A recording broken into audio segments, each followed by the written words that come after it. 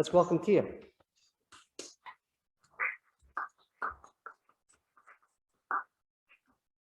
Good morning, everyone. Good morning.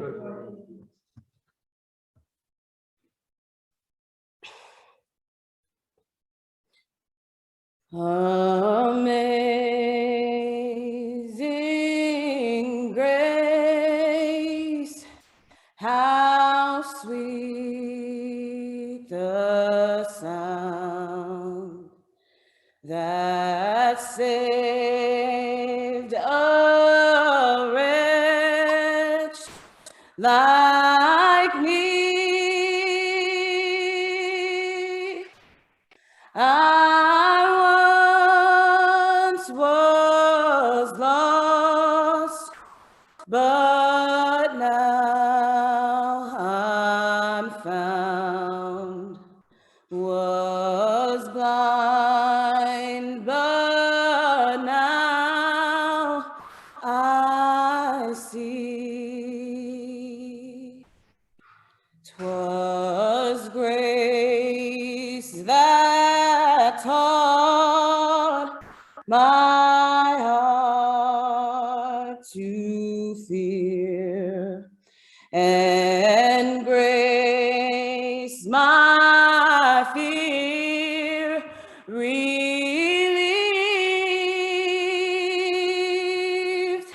How precious did that grace appear, the hour I first believed.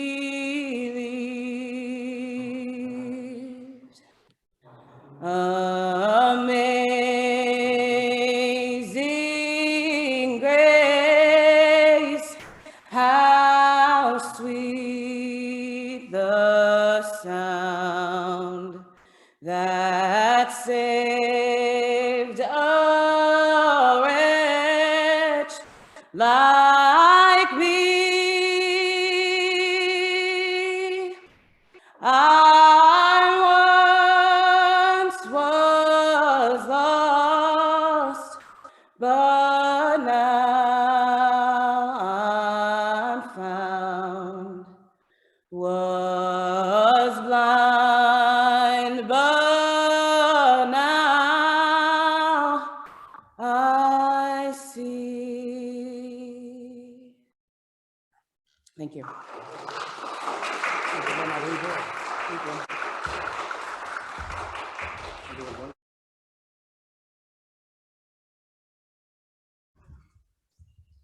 Thank you, Kia, so much.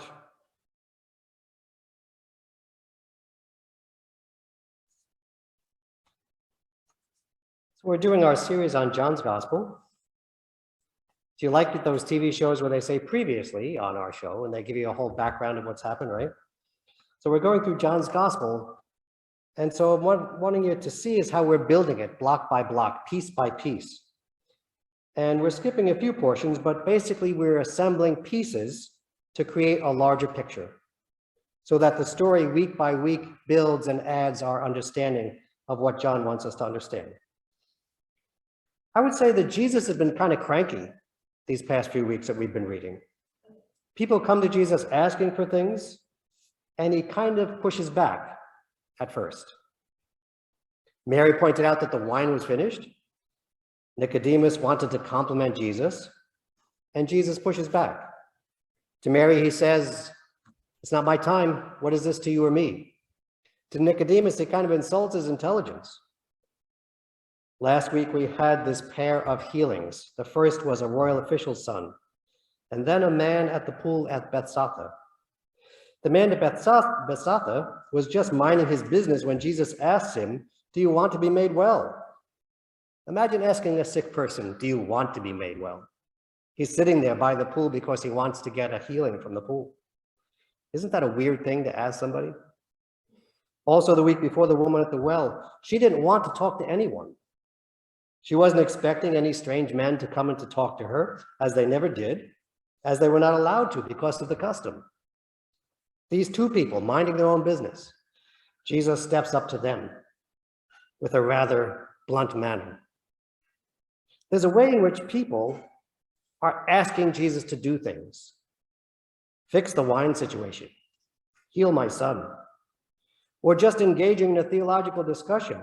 And Jesus is saying, hold on a second. Jesus wants a little more conversation, a little more back and forth. So Jesus redirects people, pushes back at first on a request, complicates the interaction. Today, Jesus says, do not work for the food that perishes, but for the food that gives you eternal life. And the crowd jumps on the idea that there's something they can do. What must we do, they say. They want a transaction. Tell us what you want in order for you to do what we ask. Jesus responds, whoever comes to me, whoever believes in me. So there's nothing to do but be with Jesus, which is a thing you can do, but it's more about being than it is about doing. It's kind of a Zen thing, maybe. It's about a come to Jesus moment. We're looking for curbside pickup. We're looking for a drive-through spiritual exchange. We want a transactional spiritual purchase. Tell me what it costs. Tell me what I have to say. Tell me how many people I need to help, how much money I need to give. And Jesus is saying, hey, let's move in together. The Word became flesh and came to dwell among us, if we remember chapter 1. We don't want Jesus to get too close. We don't want to get overly involved. We don't want to sign up for any long-term agreement. We want to freelance. We don't want a contract or an ongoing arrangement. Chapter 1 of John said, the Word became flesh and made his dwelling among us, lived among us. We have seen his glory, the glory of the one and only Son, who came from the Father, full of grace and truth. From his fullness we have all received grace upon grace. Jesus wants to give more than we're asking for, and we get cold feet. We want to know what strings are attached, but from his fullness we have all received already grace upon grace. It has been given to us. Life given to us. The world given to us. It's already given, and it is for us. There's a line in our reading today that very often when you're reading in the New Testament, you hear something and you say, that reminds me of something we read before. In the miracle, Jesus says, make the people sit down. And it tells us that there was lots of green grass there, which is kind of a random thing to mention.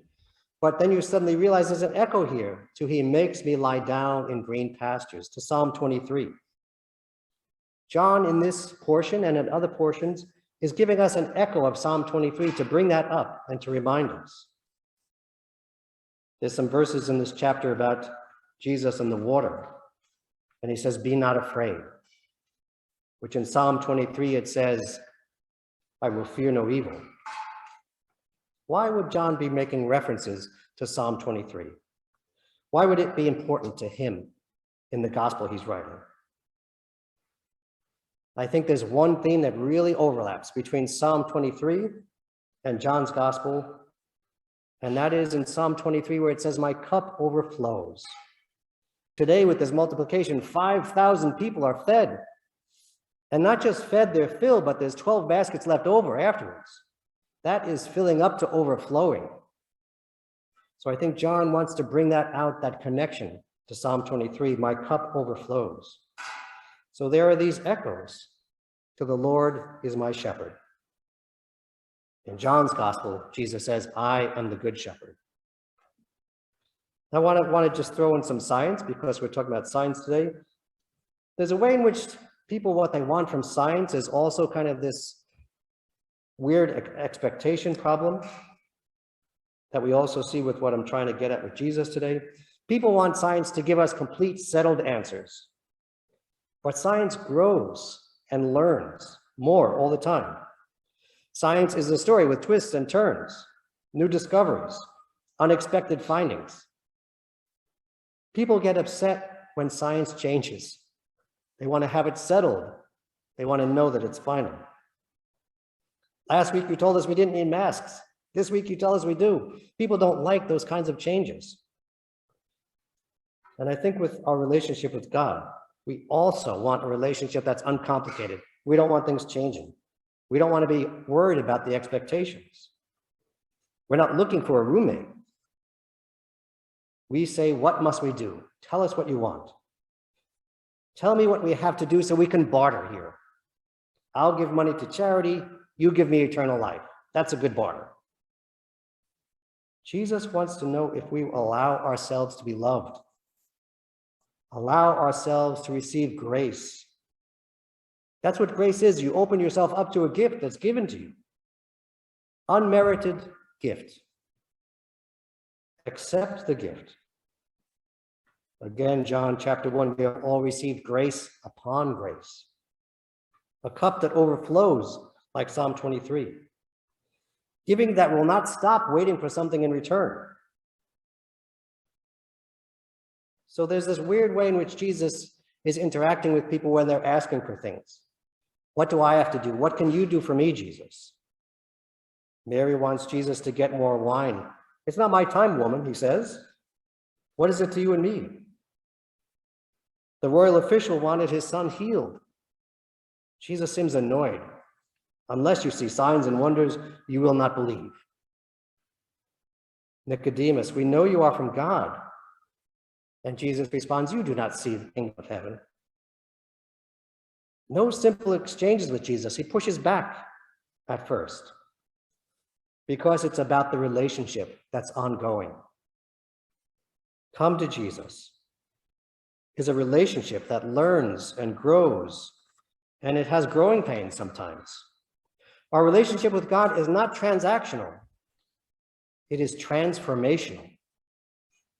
So who wants to be transformed? We want a transaction. We don't want our whole lives turned upside down. But we hear that and we know that that is what God is offering. We need to open ourselves up to transformation.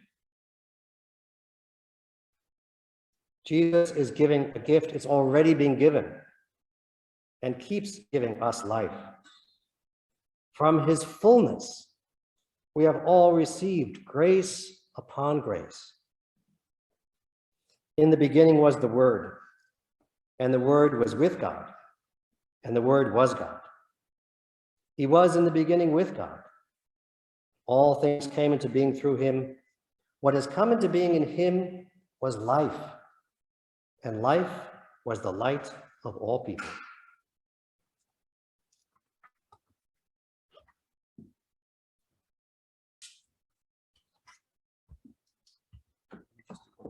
Okay. I'm just looking at this screen. What did you guys do in Sunday school today? Started learning about Lent. Do you want to tell people about Lent? What did you learn about? We're gonna start learning about it next week. You're going to start learning about it next week. Okay, cool.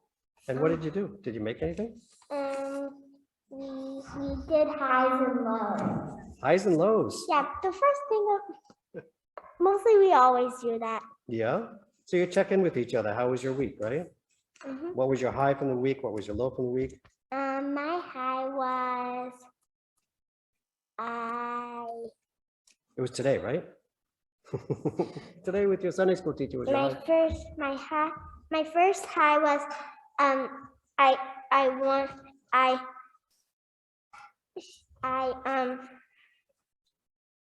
I played in gym and my team won, and also we got an extra beanbag, and that's how we won. Great, And great. the other high was,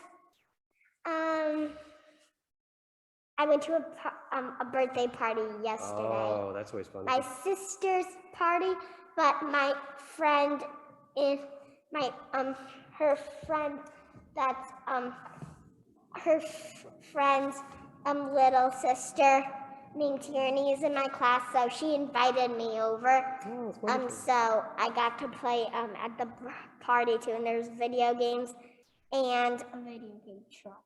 And Wow. also Do you want to give Abe a turn?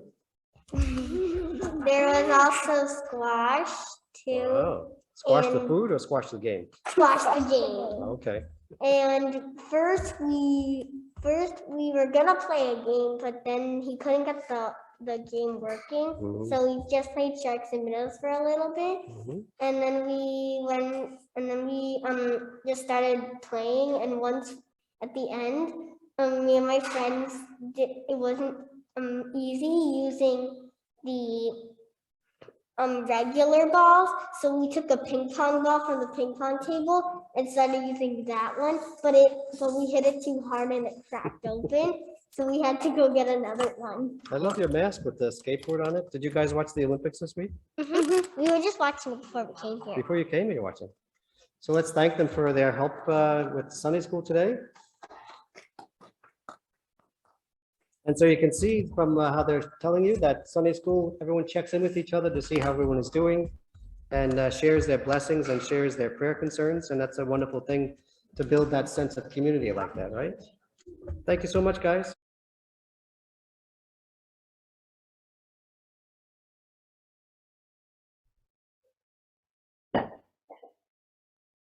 Hi, Missy. Hi, Laura. How are you? I'm good. I've been thinking of you. Gung Hei Fat Choi. Thank you. You are. Oh. She's really a sweetheart. Though she does hog the bed. Happy Valentine's Day tomorrow for everybody. Yeah. Happy Valentine's Day to tomorrow to you, Dave. Happy Valentine's Day to you too.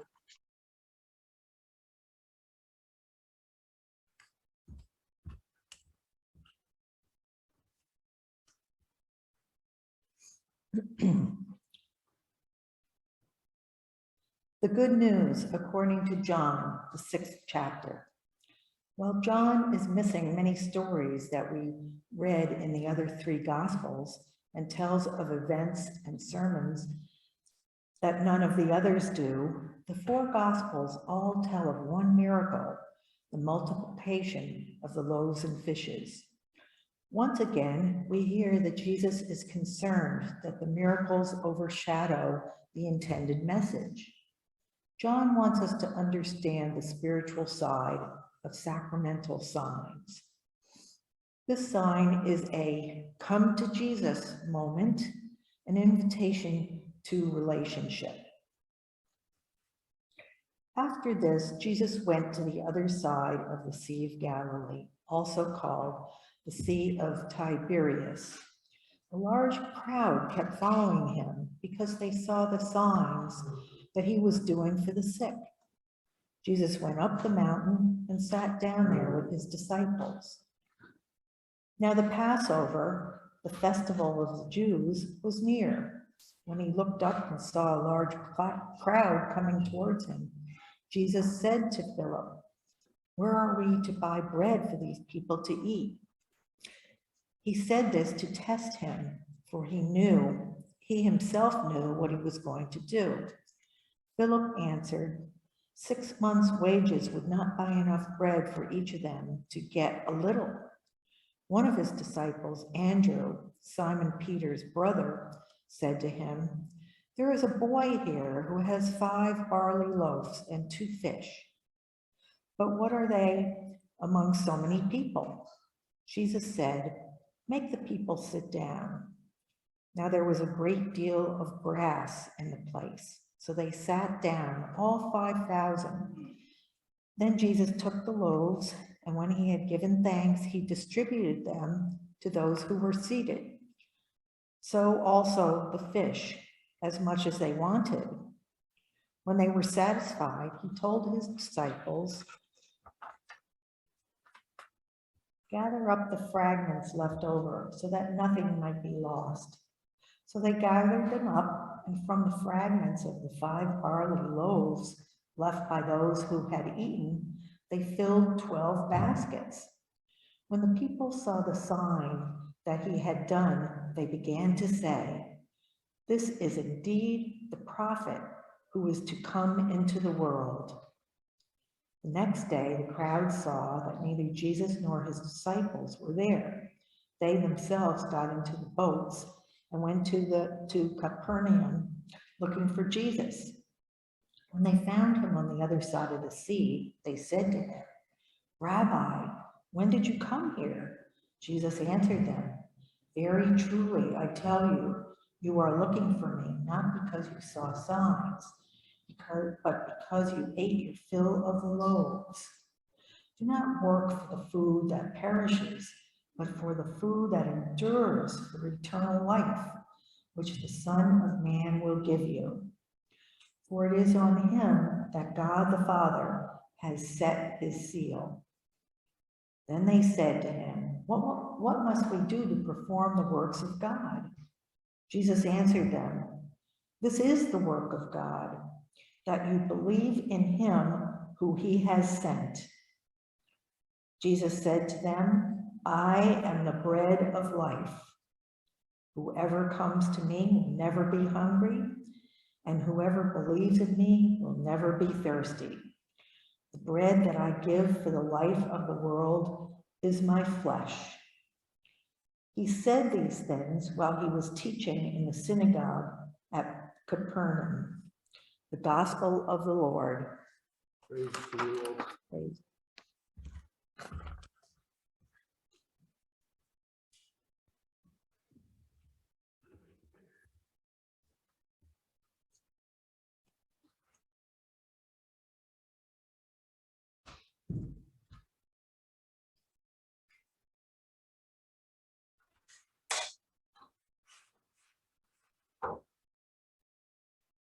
Go, or for those who are still listening online, stay in peace, be safe, and stay connected. Thanks be to God.